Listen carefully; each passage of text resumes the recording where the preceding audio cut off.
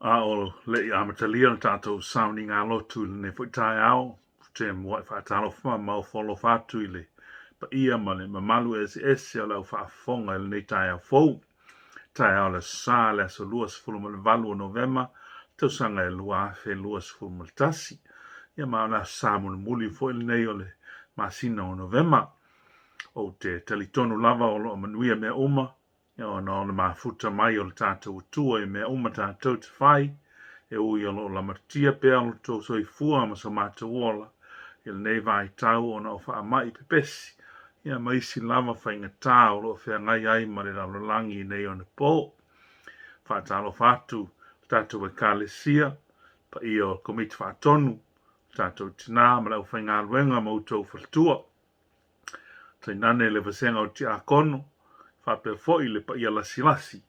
Se ia o lava i o tō walo man ia mātou whanau, whaatalo whātu whapitoa i o tātou matua tausi, le malu o ta māma tina mātutua i te tonu o tō mlawa mamaota, ia o nisi foi o lo whāta o tō lia i ngā sengase, ia e tali tonu lava o lo whapena o na lango mai pēa ao whaamalo lo, ma le angare lei o le tātou wali o Iesu Keriso, lango ngale mui nai o tō ti ngā ma mawhitianga.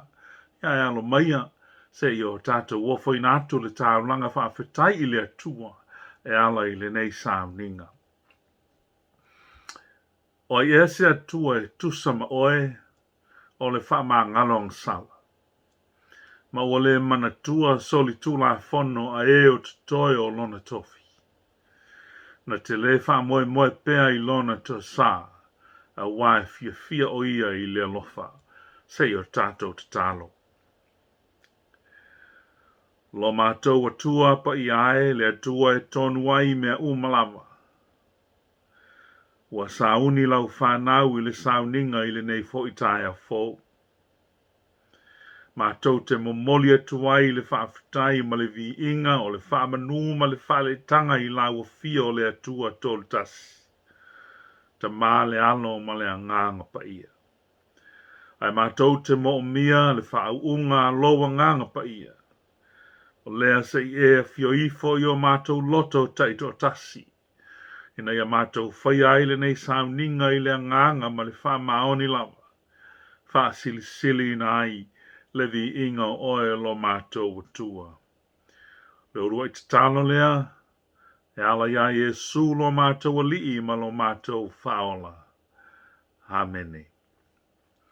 O le ase o tātou vi i le atua, i lona vi inga o saunia mai mo i tātou.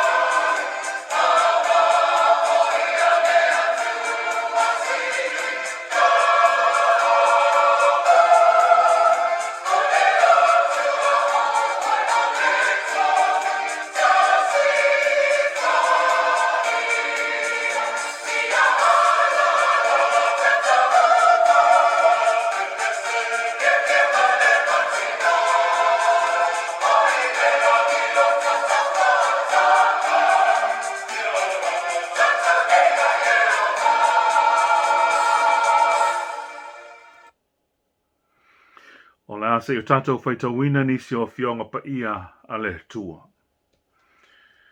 O le tusi ua filifilia mo se whaangai au mo i tātou le nei tai au, la maua mai le whiangainga tuai. Tusi o le perfecta mika o lona mata upo e fitu. O te whaitawina le whai upo e sfulu maltasi, whaangata mai le whai upo e lua sfulu, po o le whai unga o lea lava mata upo. Tusi o le perfecta mika i lona mata upo e fitu, o te whaitawina le whai upo e sfulu maltasi, whaangata mai le lua sefulu. Whaafonga maia o a fionga pa ia nei al tātou tua. O le aso e ati na e ai o pā. O le aso lea e a vea ma mao ai il tūla fono. O le aso la tau te o mai ai lava ia te oe nei asuria a toa ma ai o ai kupito. Mai ai kupito lava i o oi le vai tafe. Mai le tasi sami o oi le tasi sami. Mai le tasi maunga e o oi le tasi maunga. Ai whātaun tafuna ina le nuu ona oe mawai. Ona le fua o alato wa mio. Ia e leo i lo nuu ma loto to'o. O le lafu ma moe o lona tofi. O e nofo ese i le vao i karamelu. Ia lato a ai va sana makiliata. Pei o na po ana mualava. Fa pei o na po sa e sawai le nuu ai kupito. O te faali atu i ai va venga. E loe nuu ese. O na maasiasi ai leo i lātou, lo lātou mālosi uma. Lātou te ufi ai o lātou ngutu i o lātou lima. E tutuli fo i o lātou talinga. Lātou te eto le efu e peo le ngata. O mea fetolofi i le lau ele. Lātou te muwai i mea o puia mo i lātou. Lātou te mātatau i a Iova lo tātou utua. Lātou te fefefe fo'i ia te oe. Oai ea se atua e tusa ma oe o le whama ngalo ang sala.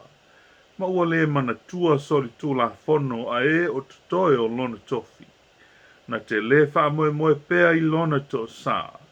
A wae fia o ia i le lofa. E toi a lofa mai o ia ia te tātou. E whaato i laloina. E ia tātou wa mio le tonu. E te lafo fo'i a lato wang sala uma, e mea luloto o le sami. E te whaao o le wha maoni i a Iakopo, o le lofa i a Aperamo, sa e tauto ai i o mātou ta mā talo mai o na pō ana mua. Ia whamanuia te le mai le tua, e le tātou whaitau, ma whanongo i lana fionga pa ia. Tu mau mailo na nganga e sanga whaamala malama i o tātou whaamoe. A ia tu mau ia te ia. Lona vi inga e whaavavau lava. Amene. O le vi inga o le tua, o la tātou ka pese ai.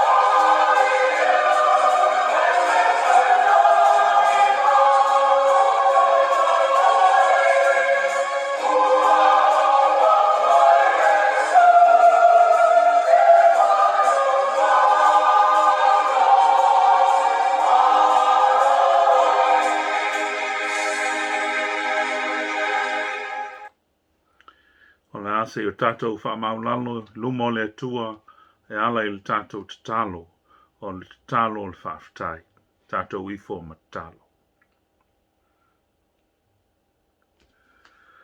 Le atua tolu tasi pa i ae, le tamā, le alo, ma le anganga pa ia. O le atua o le alofa, ma le alofa muti muti vale umalawa. O le atua o le whamaoni, ma le atua o le pule ao ao i me uma. A wā o oe o le atua na e whaia mea umalawa. O mea ua waaia ma mea e le o waaia. O mea uma ia e pule ao ao ai la wafio le atua. E te tawai maona mea o na whaasifo ma tāpua i le tangata kerisiano i a te oe. E momoli atu i a te oe lo vi inga o le whawhitai o le whamanu. A wā ua sili sili lava lo swafa i swafa o malawa. Whaatumuina fo i la ua fio i mawhauwhau ma langona o tangata ua talitonu ma whātua tua i a te oe lo mātou atua. A ua whapena ina lau whanau i le nei fo i tae ao. O la mātou pito la au o le whatu a inga tausia le tangata kerisiano. O le whafo i atu i a te oe o le vi inga o na o loa lofa ma lo whamaoni. Mātou te tau whaisi i whātasi atu le whawhitai i la wafio. Whātasi ai ma le au whafonga i le nei tae au. Ai maise o so se whata whaita au langa o lo whapena o na langa i nai lo vi inga. Mātou te o atu whātasi mai lato umai luma o la wafio. E sula lo walofa ma lo wanga le lei. E ui e le lava ma le lanu lau fio i o mātou ngutu ma mātou upu. Ia mātou te talitonu e tauia o se mea i longa ai lo mātou wola whawhitai ma le ola vivi. O le ola tāpua i atu i a te oe. Mātou te whawhitai a lau fio i lo walofa. O lau pule whasoifua wa e whina ngalo malia ai. E mo moli mai se soifua ma se ola o lau whanau. E au lia mai le nei tae ao. Mātou whawhitai le ola ma le malosi fau ua e whaai. O awanoa ua e tuwina mai mātou te tāpua i atuai i a te oe le atua. Mātou whawhitai foi a mātou mawhutanga ese. E ui na mātou te leo mafuta i le vaai, ma le mafuta i le pai. Ia ua mātou mafuta lava i lungo a wala ua uma ona e Sauniga.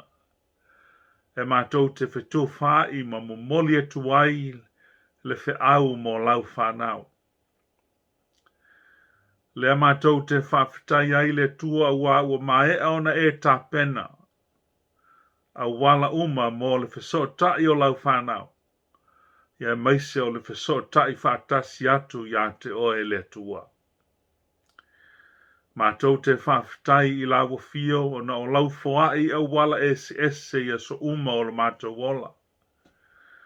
Whaatamau a inga ina ai o mātou a inga. E maise lava ua whaatamau a inga ina ai lo mātou wola whale nganga. E ala i mea lofa whale nganga. Ma mea lofa whale mawhau e whaatofu sia ina ai i mātou teito tasi umalama. Ia vi ia masanga vi ia loa lofa ma loa anga lelei. Mātou whawhitai le tua. A wā mātou te talitonu e ui na mātou te leo whewaa iai. Ai o loo talitonu o mātou loto i a te oe o loo e a wai whaatasi mai mātou. O lau whanau i lau e kālesia ma le au whaafonga i le nei fo i tae au. Tu whaatasia o mātou wha moe moe. Si atu le vi inga ma le whaafitai i a te oe lo mātou mutai. Mātou whawhitai wala ese o lo alofa I le loto o le tangata. Ai maise o lo awa noa ua uma ona e tui na mai a te mātou. Mātou te au auna ina ai ro lava suafa mamalu. Whawhitai mea alofa o le anga waa. Ma mea uma ua e foai. Whaau ngā ina mo la mātou tautua. Le ngate na mātou tautua I la wafio e ala I lau e kālesia. Whapena foi o na mātou tautua ina ai o tangata. O lo lava fina ngalo ina ia mātou wola whealafani ma ola whetausi ai. Wa whapena ai o na o mātou whaia. Ia wala ese wa uma o na e Sauniga. Mātou whawhitai la wafio lo mātou matai. A wasa tu ina atu I la wafio. Whai ngā filifilinga si o mātou atunu o Samoa. E ala I lana pālota I le aso whareile o tuana I atu. Wa I unga mālie mea umalama. File mū mea umalama le tua ona o lo a wai ma lo fatasi. Mātou whawhitai ala wafio. I soifua au auna o au auna o e wa ofoi natu. La tau te tausia lo ma lo ma tautua ina o tangata. Mātou whawhitai foi o no le nei atunu o New Zealand I ana whainga ma lo. Ma upu whai. Ia e maise o au nanga ese o tautua ina o tangata. Mātou whawhitai o no Lotu pa ia. Ua tufa mai ia te mātou le ta mau a inga o awa fionga. E wha ta mau a inga ina ai o mātou o langa wha le nganga. Mātou te wheso o tai atu wai ia te oe. Mātou te malama mai ia te oe malofina ngalo mo I mātou. Mātou te malama mai foi. I mea e ao ina o mātou whaia I le ola nei. Mātou whawhitai le ngānuenga mana lo o nganga pa ia.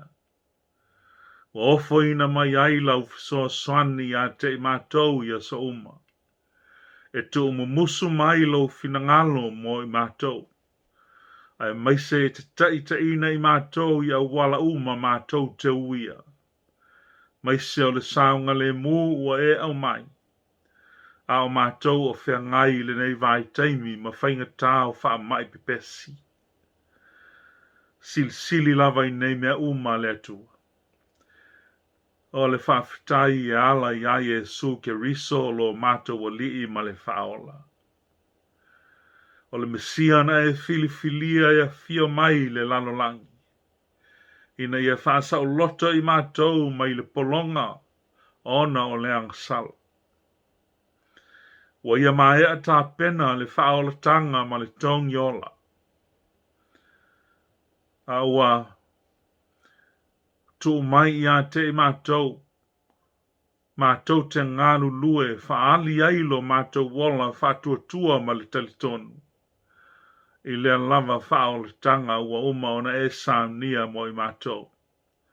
E ala I le soifua pa ia o lo mātou o li o Iesu Keriso. Ia tuma watu ia te oele atua le tamale alo ma le nganga pa ia. Le vi inga o le whawhitai. O le pule ao ma le mana umalama. Nei ma se ia o le whawavavau. Amen. O se mawhauwhaunga whale a nganga mo I tātou I le nei tai ao. Tā pasai na I le tātou whainga malanga I le ngata I le nei vai aso. O tātou amatalia. Ia ai al whasol solo tu lava se ia uma le nei tau sanga. Tātou tā pena ai whale a nganga. Wha manatu le wha lia mai onu tātou o li o Iesu Keriso. E ala I le kerisi masi.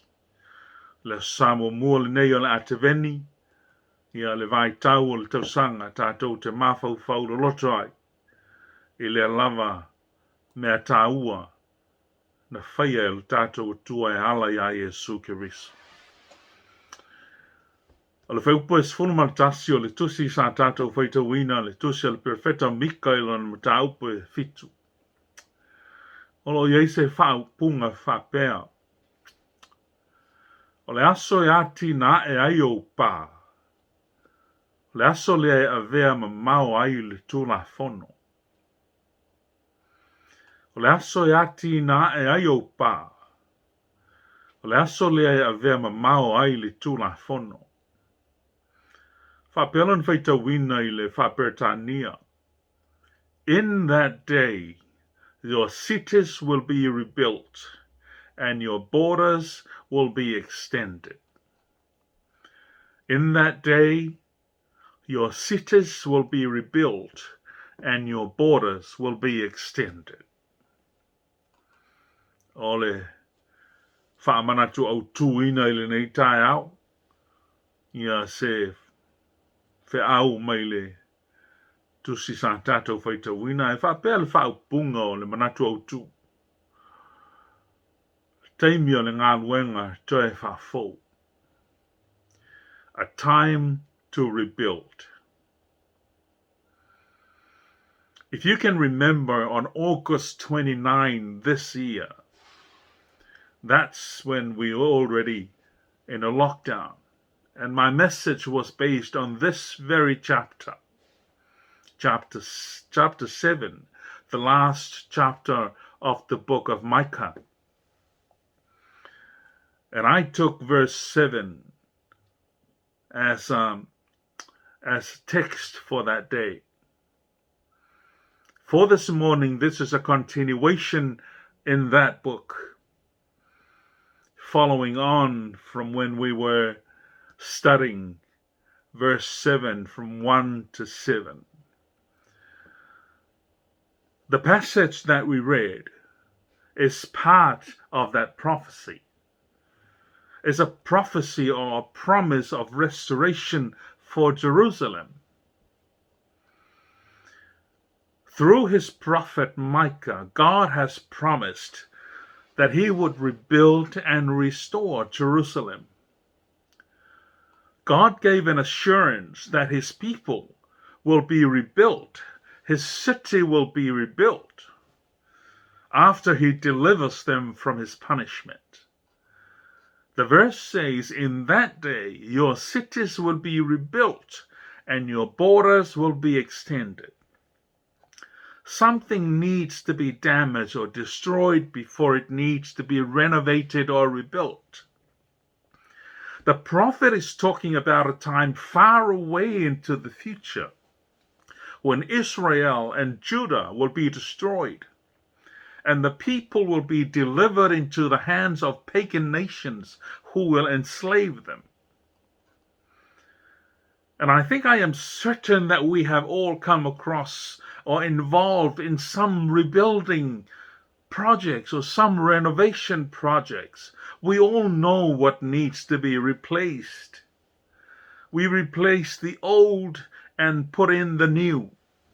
A house that has been renovated is a stronger, more safer, more resilient, and of course it looks beautiful. And most importantly, the joyful feelings that come with living in a renovated, beautiful house is so priceless. It's a joyful feeling. In today's scripture, God's people are undergoing this time of change at the hand of God. God is going to punish them and God is going to restore them. God is faithful to his covenant with Israel. And that means God disciplines his people. But he responds to them in kindness and mercy. Both mercy and punishment are a part of God's love and covenant faithfulness. His commitment to his children. Micah and other prophets have been calling to the people to repent and turn to God. A lot of times they didn't listen. In verse 9 of the chapter that we read, Jerusalem finally responded to Micah's calls for repentance. However, they responded only after they had suffered the punishment that God inflicted upon them.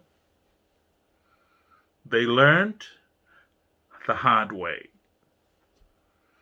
God now responds to their turning away from their sin. They finally turned to God, and God is responding to them.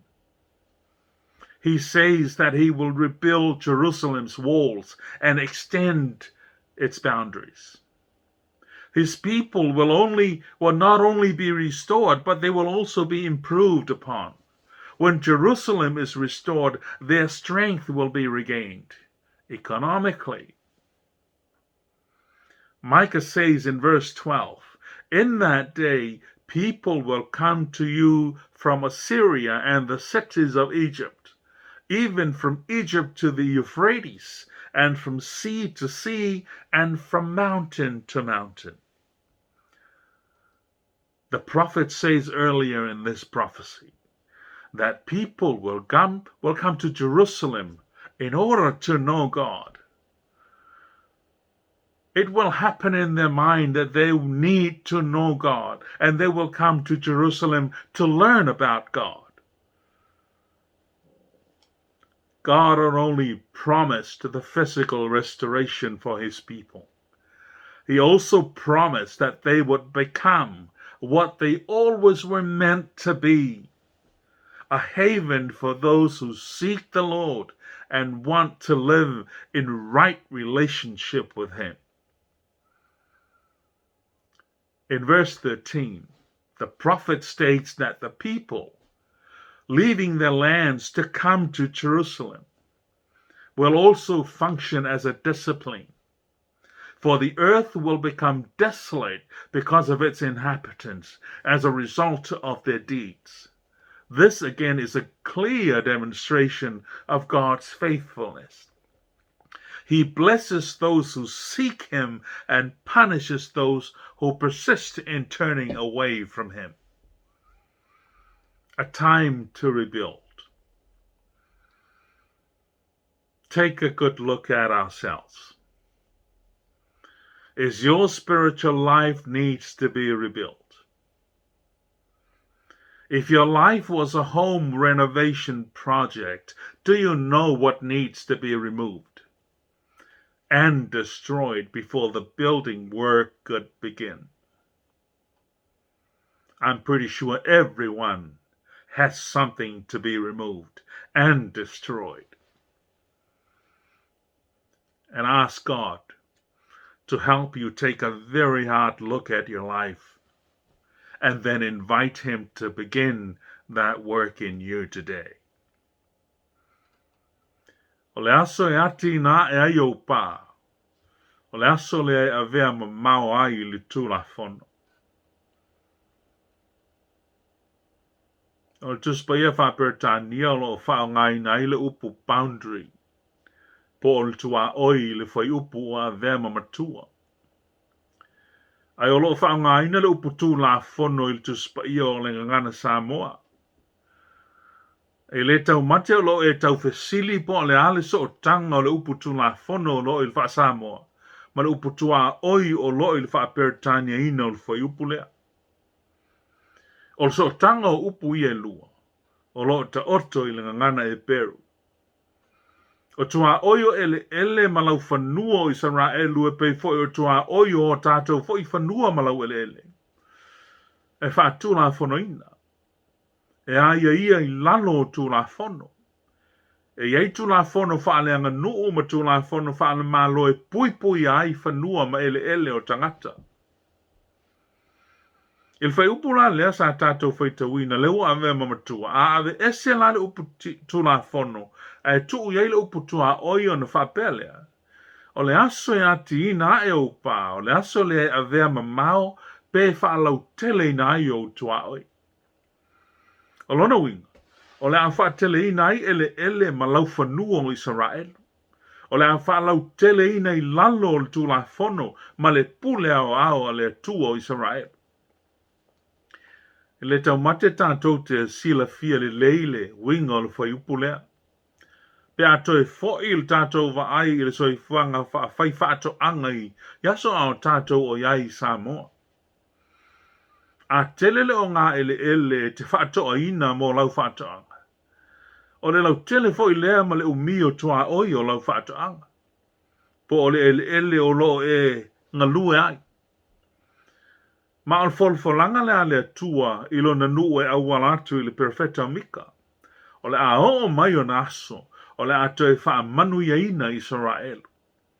O le aso e hati na e ai o pā, e toi wha lau tele ina ai o lau ele. O le aso le toi wha fo wina o Israel. O le a toi wha fo i siono na malosi. O le a mate o ne toi wha sia pā o Jerusalema. Wa u fatu saina siona o se to vine o solo ia o na pā. Pā na solo ia o na o le polo inga le tua. Polo inga le o po le pule le tua.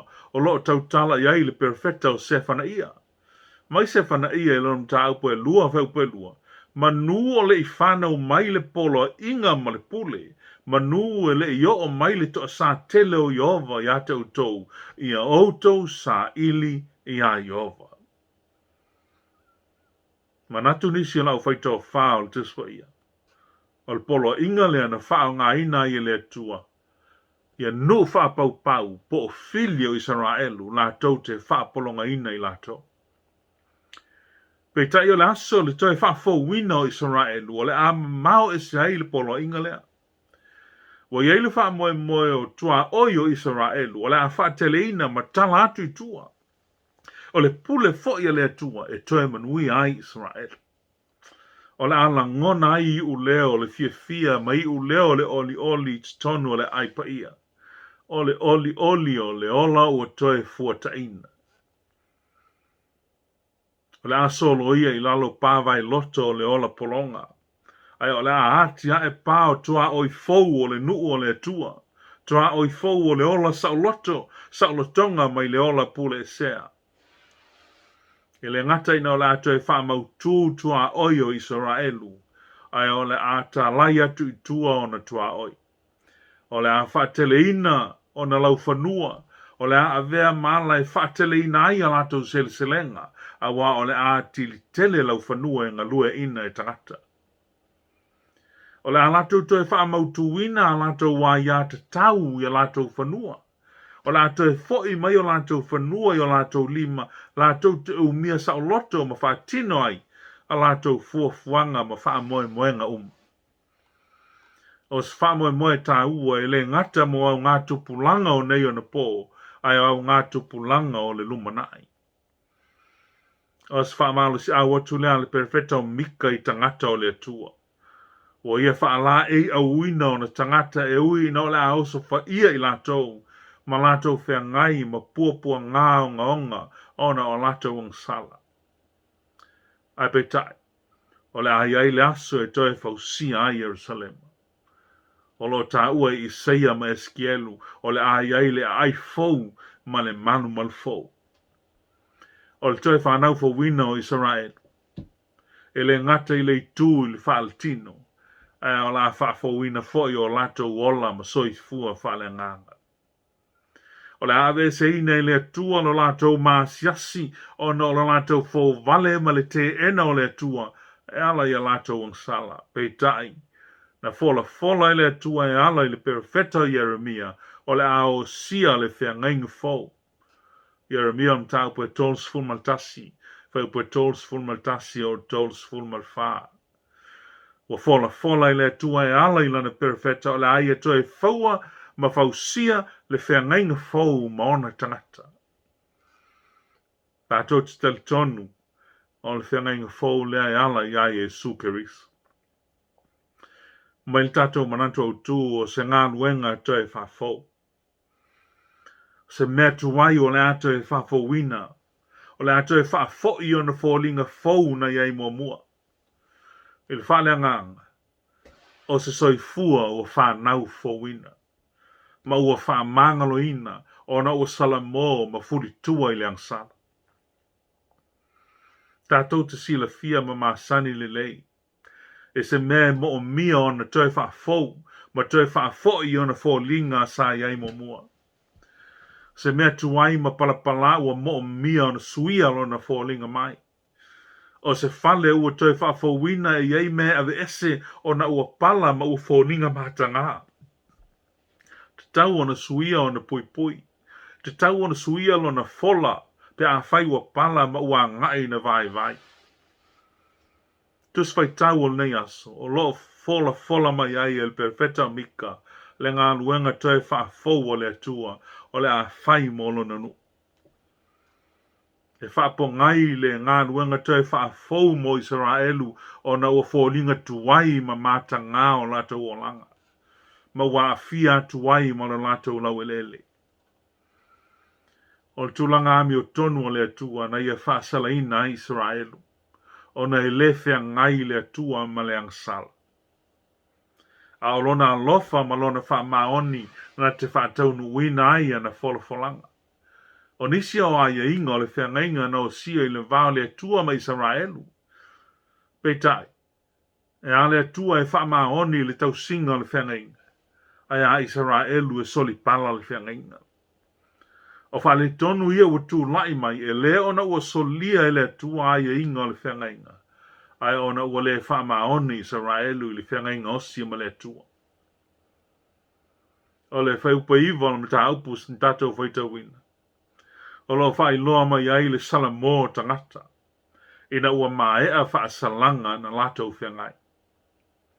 E ei teimi tatou te whatoa la ngona i le salamo. Pe a whai o mai whai ngatā i a te tatou. Teimi e tau nu waile muanga ngana ua tatou masani ai. O le ipu vai ua masaa e le mawhai o na toi au mai. O le ala ua tali le atua ona ua salamo on tangata. Ua tali mai lona anga le leima lona alofa muti muti vale. Ua tali ma fola mai le toi whaafo wina o lona nuu ma on tangata. Whai mai o la ia toi whausia pāo Jerusalema. E le ngata i leo la ia whaatele ina ma wha lau tele o na tua oi. O le atu tua tu tua oi o le nuu o Israelu. E le ngata ina o le atoi fua tai o langa o tangata. O le atoi whaatele ina lona tauta ua ma lona ta mao ai. O le atoi tauta ua Israelu. Ma o le alo lofi ma isi ma lo la tauta fia maua. Tali se paia o na manuia. Whamau pa esfuma le lua. O le aso la tauta o mai eili lava ya te oe nei asuria. A toa ma ai o ai kupito.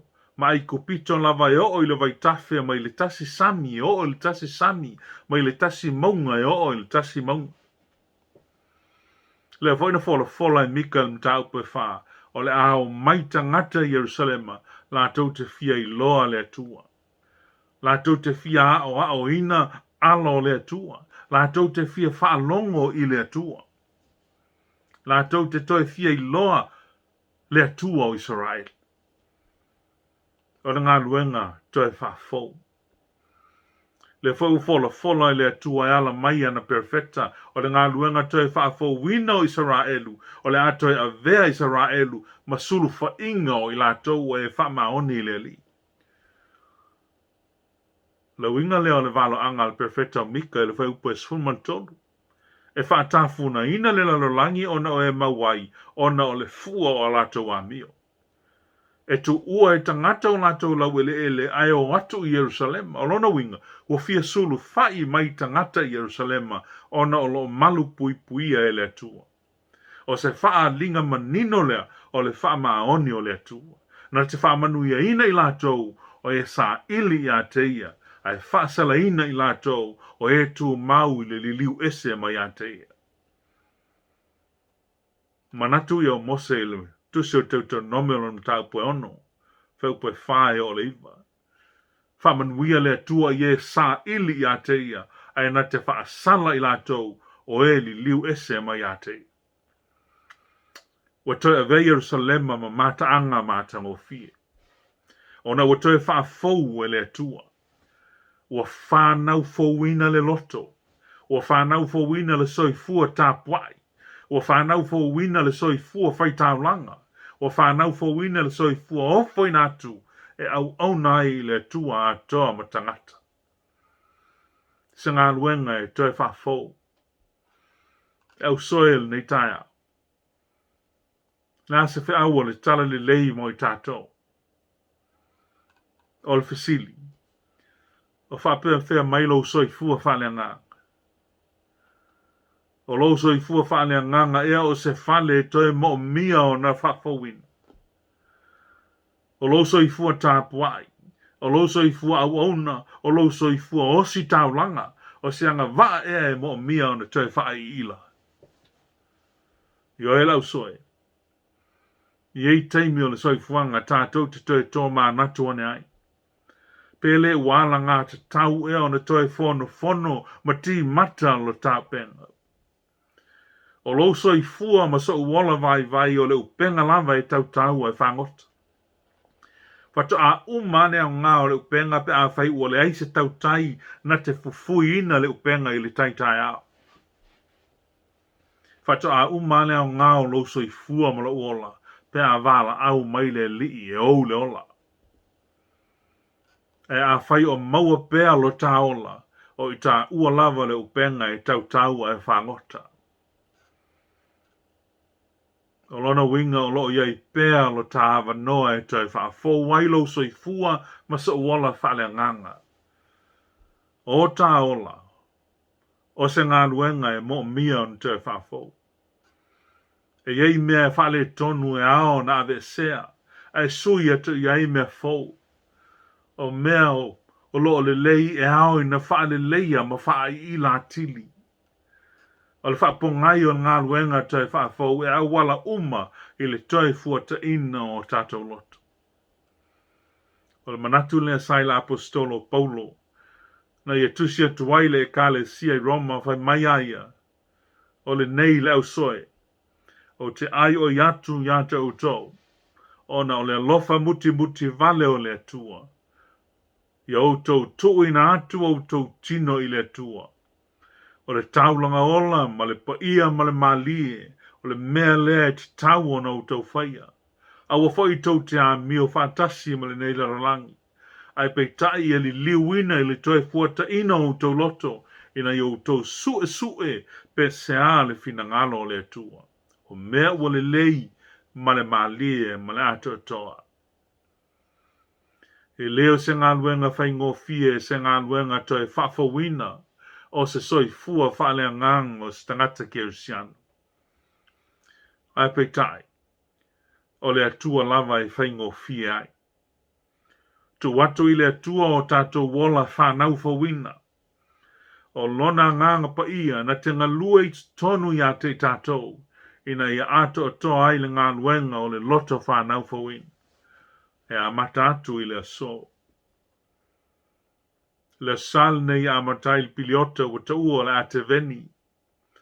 O le vai tau tātou te mafau whale nganga ai i le whaali mai o le atua e ala ia Jesu Keris. O Jesu, o ia o ngā luenga toi whaafou o le atua i o tātou soi fuanga. E ala i le wha o le tanga na ia tā pena mai aia. O lona toia fio i le langi ma le awina mai o lona nganga pa ia. O longa lue pea i o tātou loto ina ia toi whanau whawina i tātou. E ala i le salamo ma le whātua i le maliu o Jesu Keris. O le aso e ati na e ai o pā. Le aso le a vea ma mau ai le tū la fono. O le aso e whalau tele ai tua oi o Jerusalema. O le soi fua o toi whanau whawina. O le soi fua o whalau teleina ma ua whamanuia i aile atua. O le o langa o toi whaafou e mātango fie i le sila le atua. E le ngata i lea.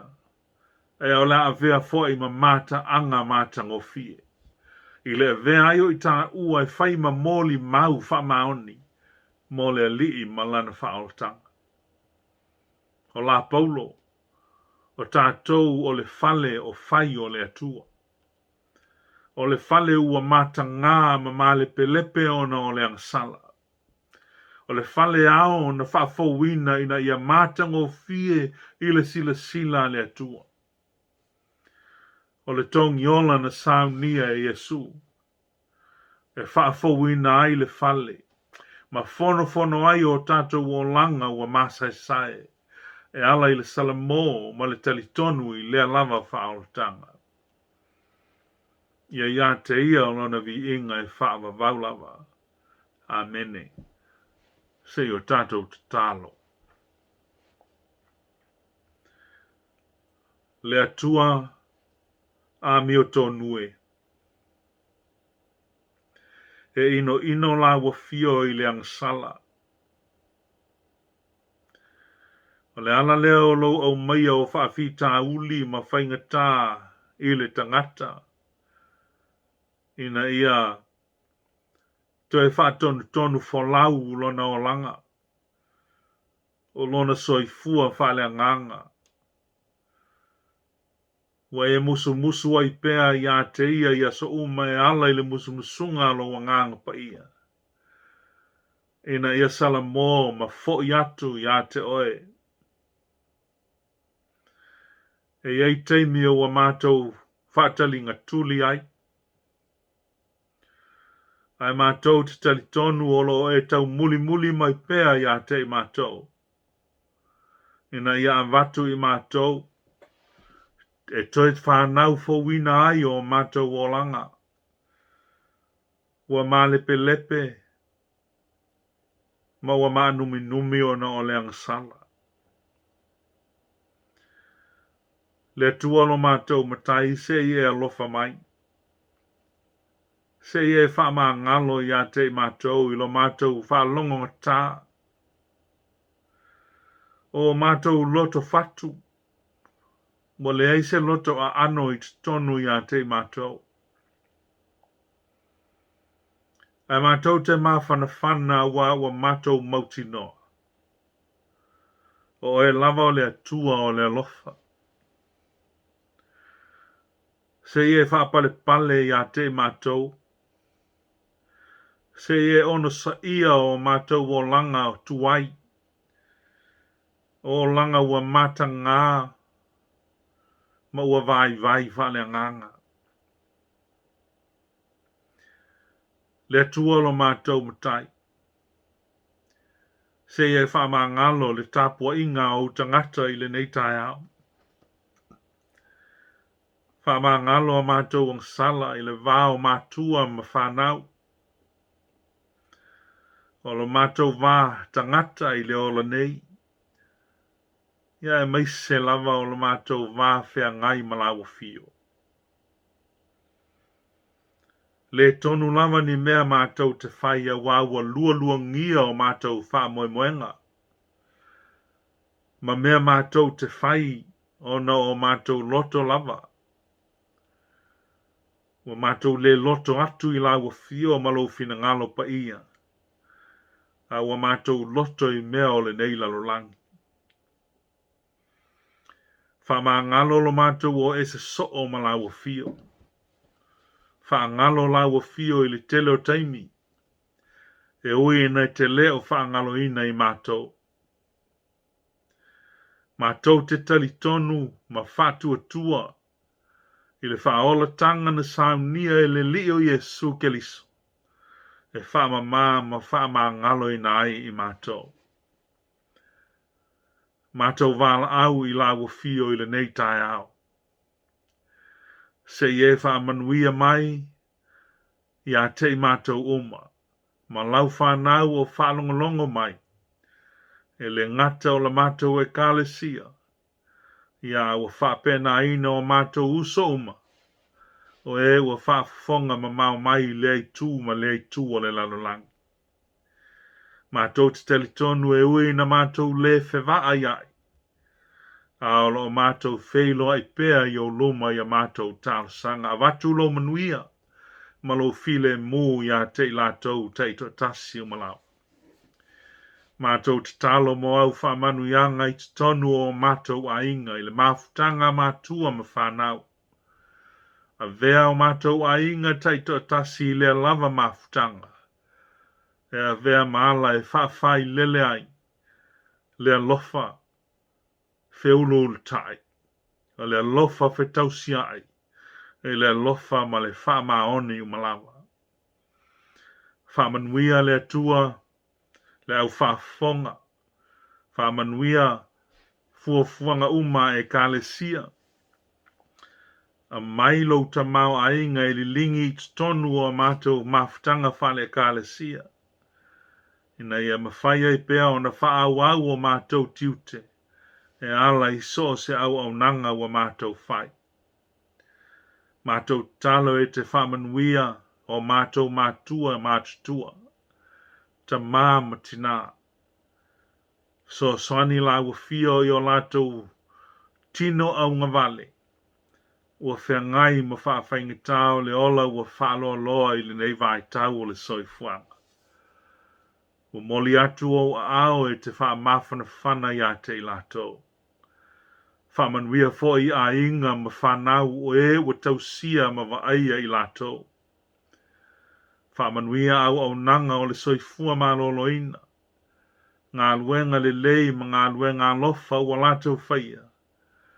Tausia ma tautua ina ai o tangata. Watu lo manuia ia i lātou e o fia ai ma fia inu i le aitu ma le aitu o le lalolangi. Lau whanau kerisiano lo sawa ina i le aitu ma le aitu o le lalolangi. Ona o pū lenga sawa ai lātou e o taitai i atunu. Wha malu o ao ia te i lātou ma wha mawhana whanaina ma wha malu sia o lātou wha moe moe. Ina ia aua nei o lātou o ese ma le talitonunga wha le kerisiano. A wā pe oti le tino a o lo ola pe lava i le ola e wha wawau.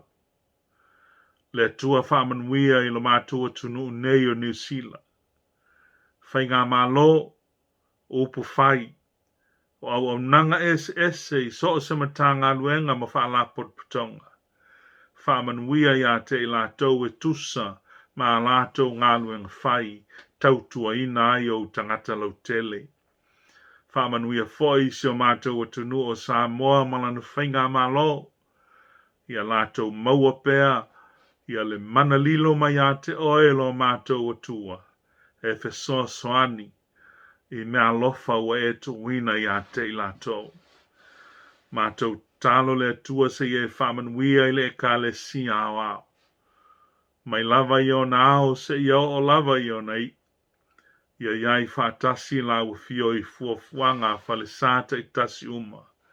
Ina ia manuia i lātou te ito tasi. Le tua mātou te tu ina atu ai i la u fio. Whenga iai o i mātou le nei vai tau ma whamai pepesi. Mātou te telitonu lava i lau mana. O lau pule fo i e toi ave e se ai. Le atua se i e pui malu i a te i mātou. Na i awane i sao mai le whamai a te i mātou. Na i a whaina le soifua wha le tino o lau whanau. Mātou talo se i e whamanuia i lau fionga sa mātou whaita wina. Whamanuia fo i le upu o mātou whaalongo iai. Te ina ma tāpa saina ilo mātou wola whale nganga. Ia pēpea i mātou o whale o whai o lau fio. Whale au ina whanau fowina ma ia whaafowina. Ina ia sila iai lau fio. Ma e fia mai ia te i mātou. Whamanuia ia te i mātou. Nisi nā o mātou te talo le atua. Mātou te tuina atu whaatasi ia te oe ma nisi o te talo lilo i te tonu o mātou loto.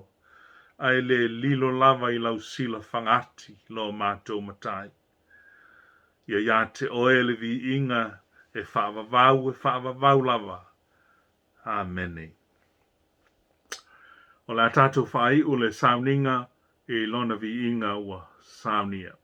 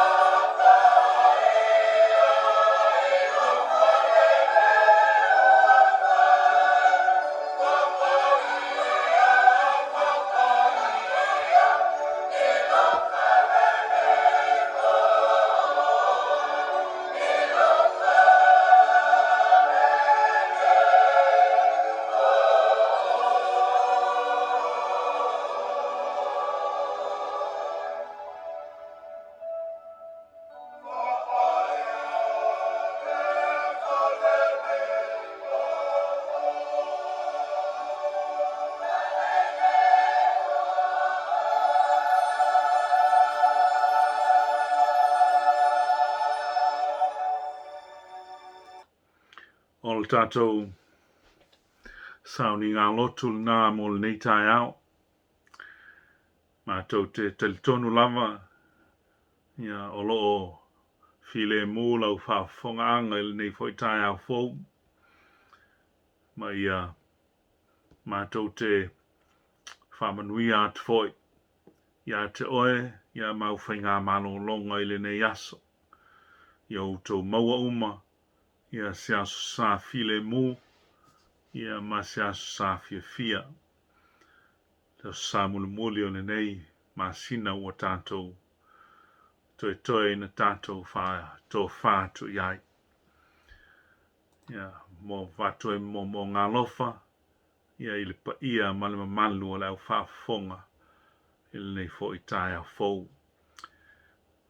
Fia whai uile, se upo na apostolo Paulo, ilan tusiatu ile kale siei Filipi e whapea. Ia utou oli le li a ua leo noa. O te toe whai atu, ia utou oli. Ia i lolo tau wanga malu e tangata umalava, wa lata mai le li.